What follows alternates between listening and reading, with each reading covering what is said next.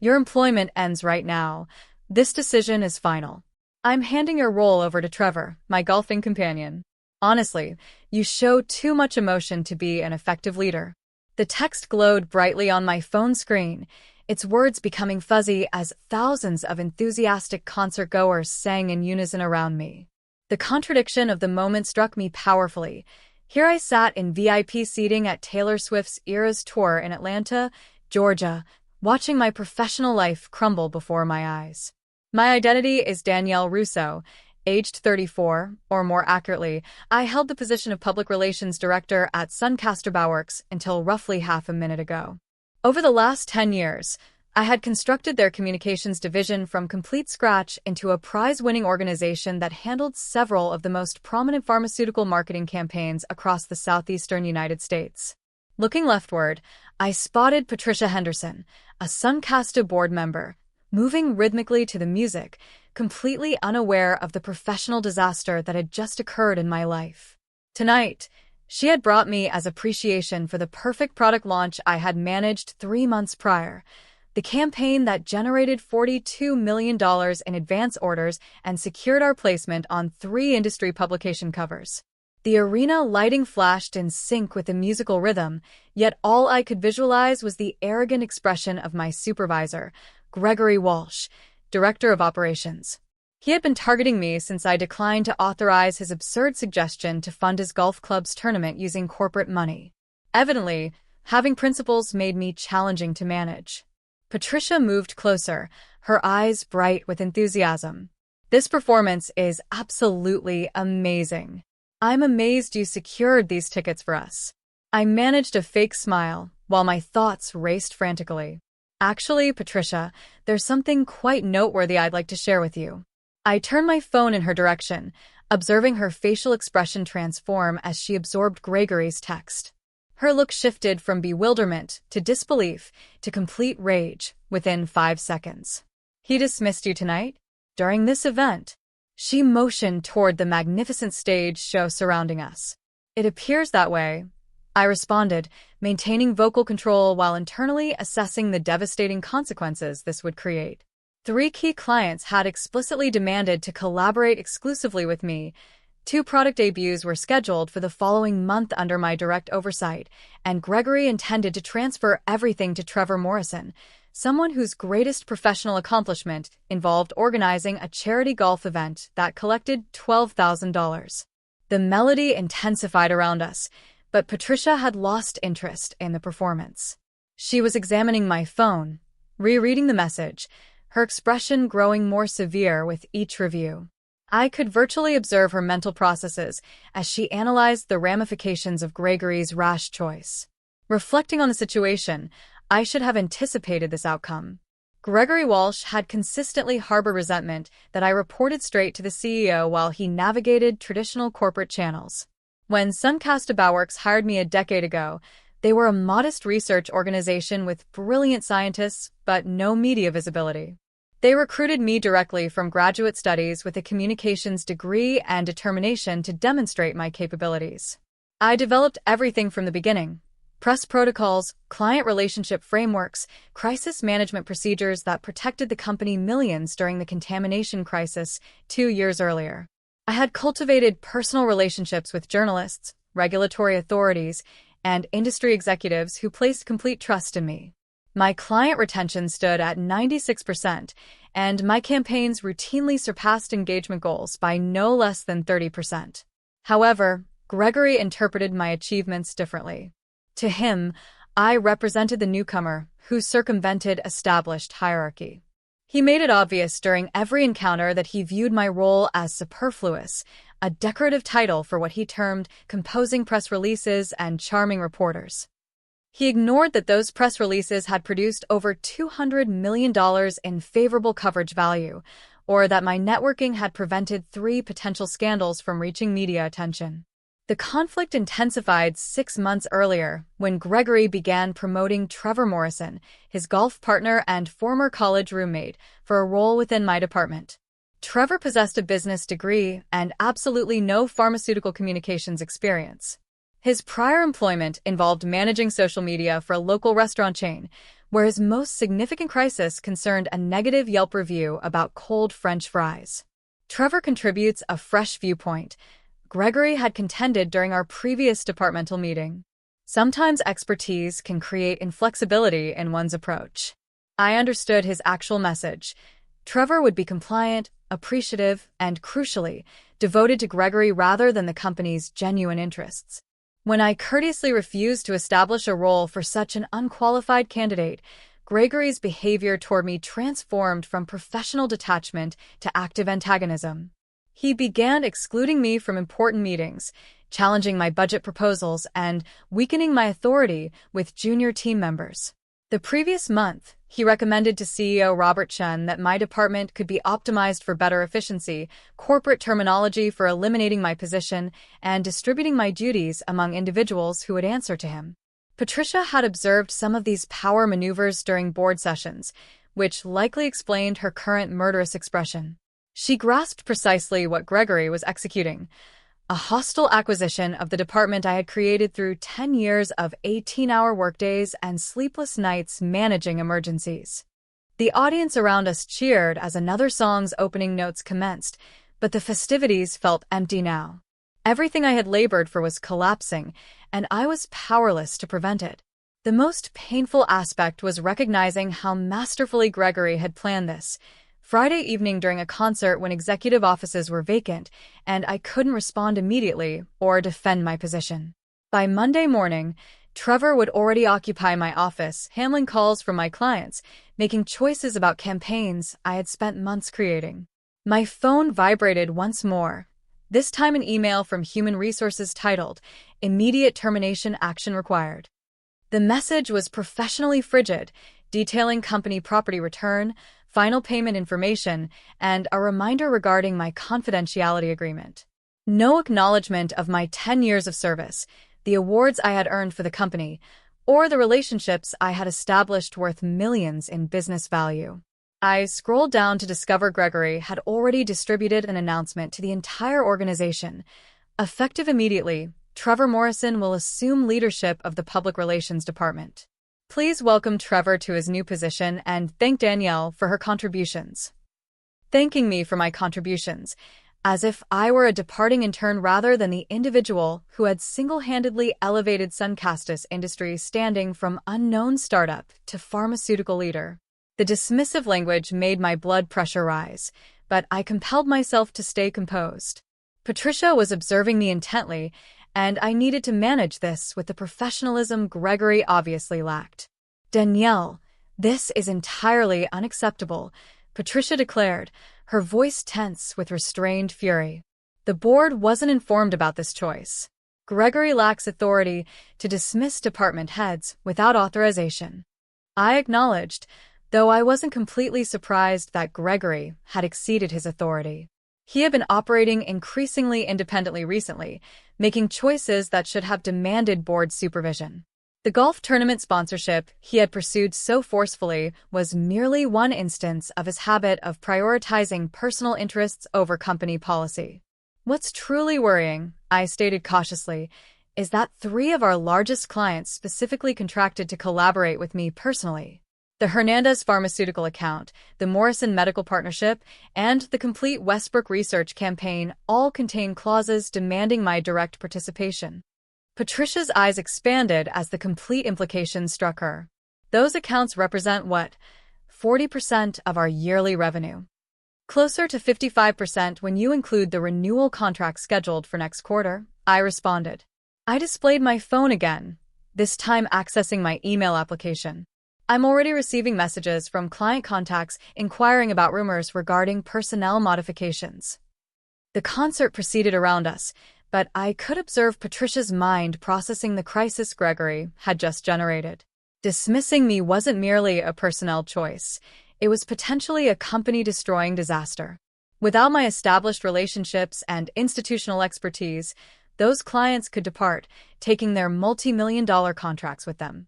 "We need to schedule an emergency board meeting," Patricia announced, retrieving her own phone. "This situation demands immediate action before it ruins everything you've constructed." Sunday evening, I couldn't rest. I continuously checked my phone, monitoring as client after client contacted me with increasingly urgent inquiries. The rumors were circulating faster than I had expected, and Gregory's rushed announcement had generated exactly the type of uncertainty that made corporate partners anxious. At 6 a.m., I received a call from Janet Hernandez, CEO of Hernandez Pharmaceuticals and my most important client. Danielle, I need clarification about what's occurring. My assistant reports someone named Trevor Morrison called, claiming he was assuming control of our account. I selected my words carefully, understanding that one incorrect statement could initiate a contractual review. There have been some internal modifications at Suncaster, Janet. I'm not currently able to discuss details, but I wanted you to hear directly from me that your account's continuity remains my primary concern. Danielle, you know I have complete confidence in you, but my contract is with you personally. If you're not overseeing our campaign, we need to reevaluate our partnership immediately. By 8 a.m., I had received comparable calls from Morrison Medical and Westbrook Research. Each conversation followed an identical pattern: initial confusion, increasing concern, and finally barely concealed threats to cancel their contracts if I wasn't participating. I recorded every conversation, knowing Patricia would need this information for the emergency board meeting she had arranged for Monday morning. Trevor Morrison, meanwhile, appeared blissfully ignorant of the crisis he was inheriting. According to my former assistant Kelly, who sent me updates throughout the weekend, Trevor had spent Saturday afternoon measuring my office for new furnishings and requesting to change all departmental passwords. He had also arranged a meet and greet with junior staff for Monday morning, apparently planning to introduce himself as their new supervisor. Gregory's confidence was almost remarkable in its foolishness. He had genuinely believed that firing me would resolve his territorial disputes without considering the practical outcomes. In his perspective, public relations was simply enhanced marketing, something any capable business graduate could manage with minimal transition period. I spent Sunday afternoon creating a detailed handover document, not from duty, but as protection for myself and the junior staff who didn't deserve to suffer for Gregory's vendetta. The document detailed every active campaign, client preferences, ongoing crisis management protocols, and scheduled deliverables for the following 6 months. It was 47 pages of comprehensive institutional knowledge that Trevor would never be able to duplicate. However, the document also served another function. It demonstrated precisely how much Gregory didn't comprehend about my role. Every page emphasized relationships, expertise, and ongoing commitments that couldn't simply be transferred to an inexperienced replacement. When the board examined it, they would immediately recognize that Gregory had essentially destroyed the foundation of a department that produced 60% of Suncaster's positive media coverage. Monday morning arrived with a text from Patricia. Emergency board meeting at 9 a.m. Come prepared to present your perspective. This is far from finished. I dressed carefully in my finest navy suit, the one I wore for high-stakes client presentations. If I was going to battle for my career, I wanted to appear like the complete professional Gregory claimed I wasn't. I arrived at Suncaster's headquarters 30 minutes early, using my still-active building access to collect files from my office before Trevor arrived. The sight of my workspace was disturbing. My industry awards had been packed into boxes, my client photographs removed from the walls, and my personalized coffee mug replaced with a generic Suncaster tumbler. Trevor had already begun personalizing the space, which felt like a violation of something sacred. At 8:45 a.m., I positioned myself in the conference room adjacent to the boardroom, reviewing my notes one final time. Whatever occurred in the next hour would determine whether Gregory's impulsive power grab succeeded or whether justice would finally address his reckless ambition. The emergency board meeting commenced with Patricia Henderson placing my termination text message on the conference table like evidence in a criminal trial. The 7 board members read it silently, their expressions ranging from confusion to outrage as the implications became apparent. Gregory dismissed our director of public relations via text message, Patricia announced, her voice carrying the authority of someone who had spent 20 years building corporate empires. During a concert, without board consultation, and he plans to replace her with someone whose qualifications include managing a restaurant's social media account. Gregory Walsh sat at the table's far end, his usual confidence visibly shaken. He had clearly expected this to be a routine personnel announcement, not a tribunal examining his decision-making competence. Beside him, CEO Robert Chen appeared to be developing a migraine in real time. I made a strategic decision based on departmental efficiency, Gregory began, but Patricia interrupted him immediately. Efficiency? Let me share some efficiency metrics with you. She opened a folder containing the documents I had prepared. Danielle Russo generated $234 million in positive media coverage value last year. Her client retention rate was 96%. She prevented 3 potential crises from becoming public scandals, saving us an estimated $50 million in damage control costs. Board member Thomas Wright leaned forward. What are Trevor Morrison's qualifications? Gregory's face flushed. Trevor brings fresh perspective and strategic thinking. To answer the question, Wright interrupted, what is his experience in pharmaceutical communications? He has a business degree and strong communication skills. That's not what I asked. The room fell silent as Gregory struggled to articulate Trevor's non-existent qualifications. Finally, he admitted, Trevor doesn't have direct pharmaceutical experience, but he's eager to learn and brings valuable outside perspective. Patricia smiled coldly.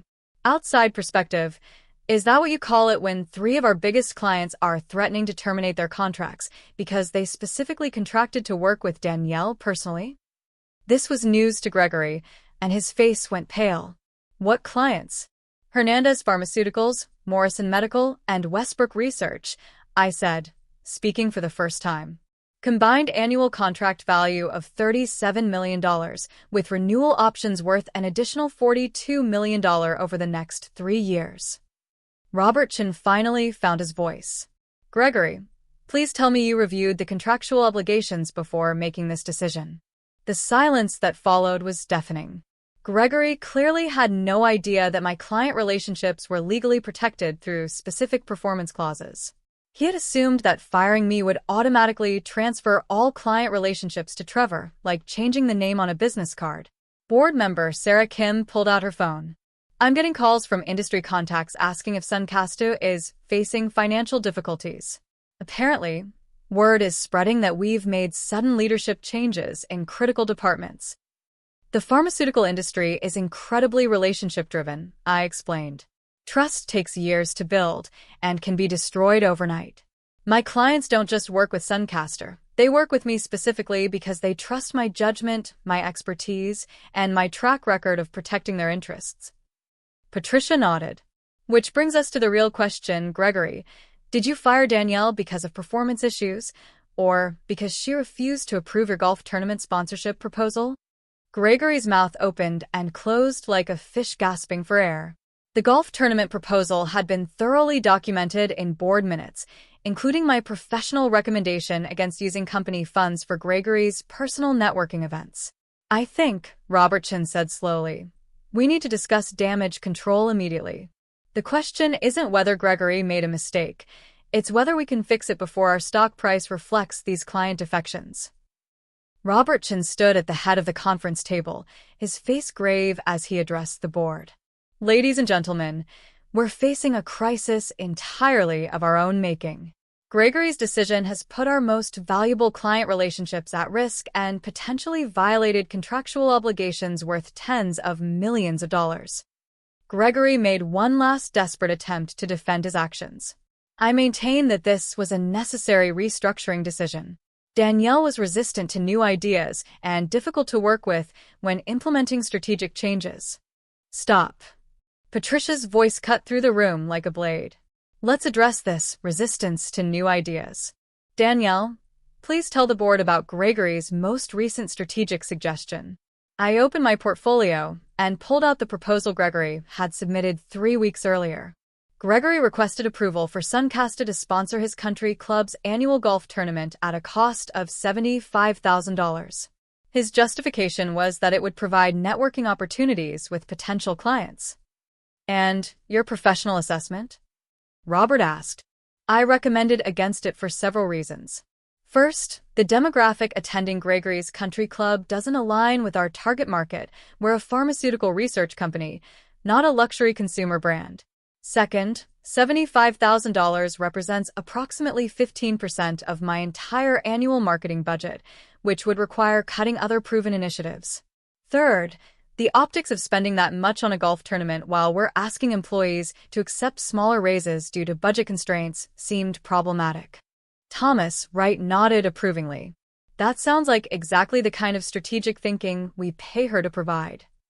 Gregory's face reddened. She consistently undermines management decisions and questions authority.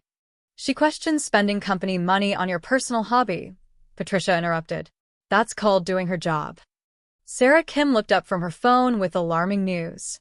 I'm getting reports that Hernandez Pharmaceuticals just issued a statement saying they're reviewing their partnership options with Suncastu. Their stock price has already dropped 3% on speculation about their pipeline disruptions. The room erupted in urgent whispers as board members processed the immediate financial implications. Hernandez Pharmaceuticals represented Suncastu's largest single account, and any disruption to their partnership would devastate quarterly earnings. Robert Chen slumped in his chair. How long do we have before this becomes a public relations nightmare?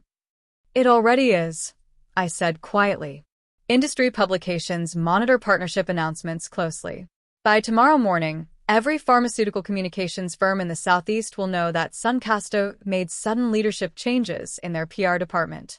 Our competitors will use this instability to approach our clients with retention offers. The gravity of the situation finally seemed to penetrate Gregory's delusions of competence. Maybe we can offer Trevor some additional training? Training? Wright laughed bitterly. Gregory, Danielle has 10 years of specialized expertise and established relationships that took decades to build. You can't create that with a weekend seminar. Patricia leaned forward. Here's what's going to happen. Gregory, you're going to personally call Trevor Morrison and explain that there's been a change in plans. Then you're going to draft a company-wide retraction of your premature announcement. But I already promised him the position. Then you'll explain that you made a promise you didn't have the authority to keep, Robert said firmly. This board has ultimate authority over department head appointments, and we're exercising that authority now. The room fell silent as the reality of Gregory's situation became clear. He had overplayed his hand spectacularly, turning what should have been a routine power struggle into a company-threatening crisis. Danielle, Patricia said, turning to me with a slight smile, I believe we have some offer negotiations to discuss. Tuesday morning, I walked back into Suncastu Bauworks with a spring in my step and a significantly improved employment contract in my briefcase. The emergency board meeting had concluded with Gregory's immediate suspension pending review, Trevor Morrison's hasty dismissal before he could cause further damage, and my reinstatement with a 20% salary increase plus equity compensation.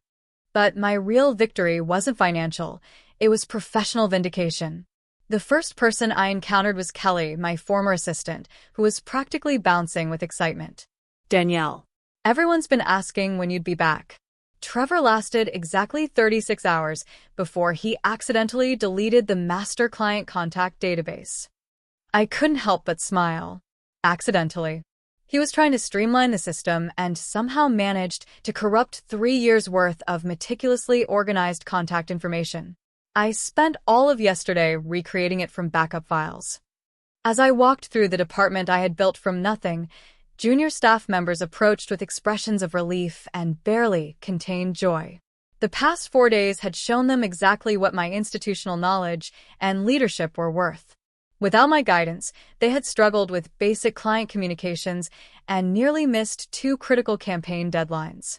My office had been hastily restored to its original configuration, though I noticed Gregory's personal items were conspicuously absent from the adjacent director's suite. Patricia had mentioned during our contract negotiations that Gregory's future with the company was under evaluation, which was corporate speak for updating his resume. I spent the morning fielding calls from clients who were relieved to hear directly from me that the personnel transition had been resolved. Janet Hernandez was particularly blunt. Danielle, that Trevor person called me 3 times yesterday asking basic questions about our product pipeline. It was like explaining quantum physics to a golden retriever. By noon, word had spread throughout the pharmaceutical industry that Suncastu had restructured its recent organizational changes. Stock price recovered, client confidence stabilized, and normal operations resumed. The true extent of Gregory's downfall became clear over the following weeks. The board's investigation revealed a pattern of questionable decisions and ethical lapses that extended far beyond my termination. His expense reports showed numerous business dinners at his country club with people who had no apparent connection to Suncastu. He had also been pressuring vendors to sponsor his personal golf events in exchange for favorable contract considerations. Most damaging was the discovery that Gregory had promised Trevor Morrison my position 3 months before firing me, complete with a written agreement outlining salary and benefits. This proved premeditation and demonstrated that my termination was retaliatory rather than performance-based. Patricia called me into her office on a Friday afternoon with an update. Gregory submitted his resignation yesterday. He's accepted a position with a small consulting firm in Tampa, Florida, significant step down from director level at a major pharmaceutical company. I felt a complex mix of satisfaction and professional disappointment. Gregory's vindictive behavior had created unnecessary chaos, but I took no pleasure in anyone's career destruction. Trevor Morrison has also found new employment, Patricia continued with barely concealed amusement. He's managing social media for a chain of pizza restaurants. Apparently, he decided pharmaceutical communications was too complicated for his skill set. The irony was perfect. Trevor had returned to exactly the type of role he was actually qualified for, while Gregory discovered that burning bridges in a specialized industry severely limited future opportunities. My real revenge wasn't orchestrating their downfall, it was simply excelling at my job while they demonstrated their incompetence. The contrast spoke for itself. That afternoon, I received a handwritten note from Robertson. Danielle, your professionalism during this crisis reminded everyone why strong leadership matters. Thank you for handling an impossible situation with grace. Sometimes the best revenge is just being excellent while your enemies destroy themselves through their own poor choices. As I looked toward the future, I realized that surviving Gregory's betrayal had actually strengthened my position within the company and industry. The board's confidence in my abilities was now unshakable, my client relationships had been tested and proven unbreakable, and my reputation for handling crises with integrity was stronger than ever. Sometimes the sweetest revenge is simply watching your enemy's own actions prove exactly why they never deserved the power they tried to steal from you.